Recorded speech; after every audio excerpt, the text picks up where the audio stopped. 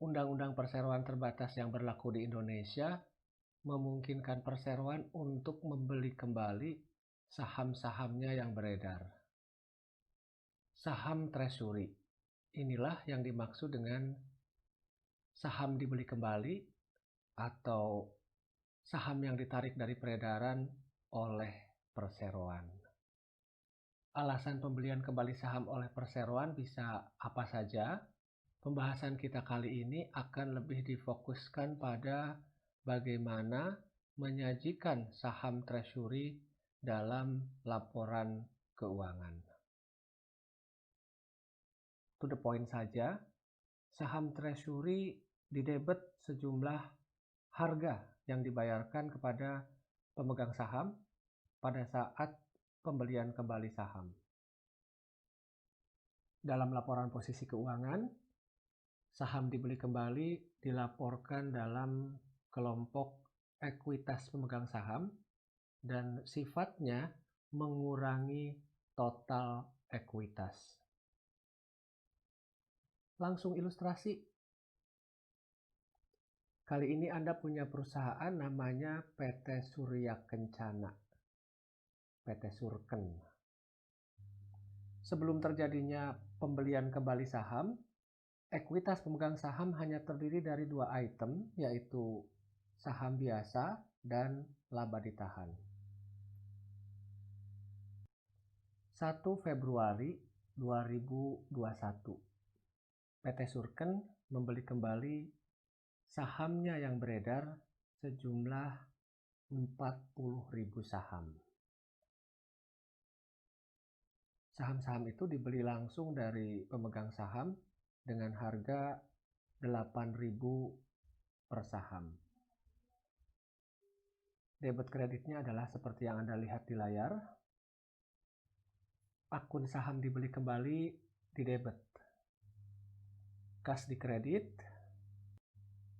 Angka 320 juta adalah hasil perkalian dari 40.000 saham yang dibeli kembali dengan harga beli per saham.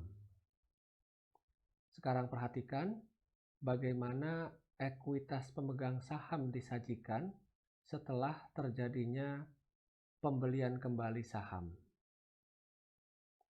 Hal penting pertama yang perlu diperhatikan adalah transaksi pembelian kembali saham tidak mempengaruhi jumlah rupiah saham biasa yang dilaporkan di dalam laporan posisi keuangan. Jumlah saham ditempatkan tetap sama, 1 juta lembar saham ditempatkan. Transaksi pembelian kembali saham hanya mempengaruhi jumlah lembar saham yang beredar. Sekarang menjadi 960.000 lembar saham. Hal berikutnya yang perlu diperhatikan. Biaya perolehan saham yang dibeli kembali mengurangi total ekuitas pemegang saham perseroan. Pengungkapan informasi ekuitas pemegang saham dalam laporan posisi keuangan ini menunjukkan bahwa transaksi pembelian kembali saham tidak mengubah status saham yang ditempatkan. Meskipun demikian, adanya saham yang dibeli kembali mengakibatkan total ekuitas pemegang saham berkurang. Saham yang dibeli kembali biasanya ditahan oleh perseroan hanya untuk sementara waktu. Pada saatnya saham-saham treasury itu dijual kembali, beredar kembali. Ada dua kemungkinan ketika saham-saham yang sebelumnya dibeli itu dijual kembali. Saham itu terjual dengan harga yang lebih tinggi atau lebih rendah daripada biaya perolehan. Satu kaidah akuntansi yang harus Anda perhatikan, dan ini berlaku umum. Perusahaan tidak boleh mengakui keuntungan atau kerugian dari transaksi dengan pemilik dalam konteks ini adalah pemegang saham. Kita kembali lagi ke transaksi PT Surken. Pembelian kembali 40.000 lembar saham yang beredar dengan harga 8.000 per saham. Cerita ternyata tidak berakhir sampai di sini. Dari total 40.000 yang dibeli kembali pada tanggal 1 Februari, 10.000 saham terjual dengan harga Rp10.000 per saham. Bagaimana transaksi ini mempengaruhi buku besar PT Surken ditunjukkan di slide ini.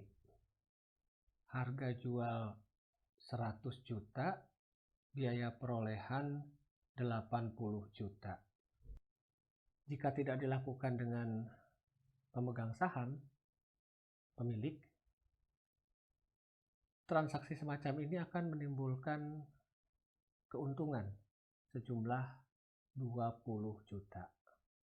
Karena ini adalah transaksi dengan pemegang saham, selisih 20.000 itu tidak dilaporkan di laba rugi sebagai keuntungan, melainkan langsung dilaporkan di ekuitas pemegang saham sebagai tambahan modal di setor. Cerita berlanjut.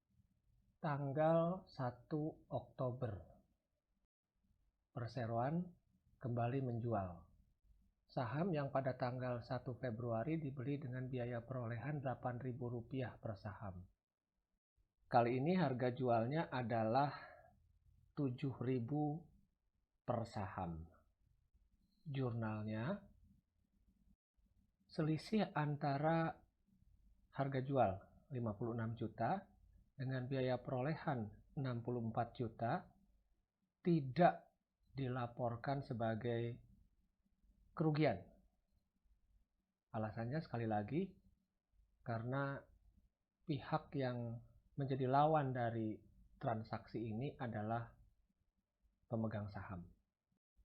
Ingat, saldo tambahan modal di setor sebelumnya bersaldo kredit 20 juta. Maka selisih antara biaya perolehan dengan harga jual yang lebih rendah ini mula-mula didebet ke akun tambahan modal di setor. Dengan jurnal ini, akun tersebut menjadi bersaldo 12 juta. 20 juta dikurangi 8 juta. Putus asa karena harga pasar saham tidak juga naik, pada tanggal 1 Desember, seluruh saham Trisuri yang tersisa akhirnya dijual, masih dengan harga Rp7.000 per saham. Lagi-lagi harga jual lebih kecil dari biaya perolehan. Selisih totalnya adalah 22 juta. Total selisih itu dialokasi ke akun tambahan modal di setor sejumlah 12 juta. Sampai dengan akun ini bersaldo 0. Dan akhirnya sisa 10 juta didebet ke akun laba ditahan. Poinnya sekali lagi saya ingatkan, transaksi dengan pemilik tidak mempengaruhi laba rugi pada periode yang dilaporkan.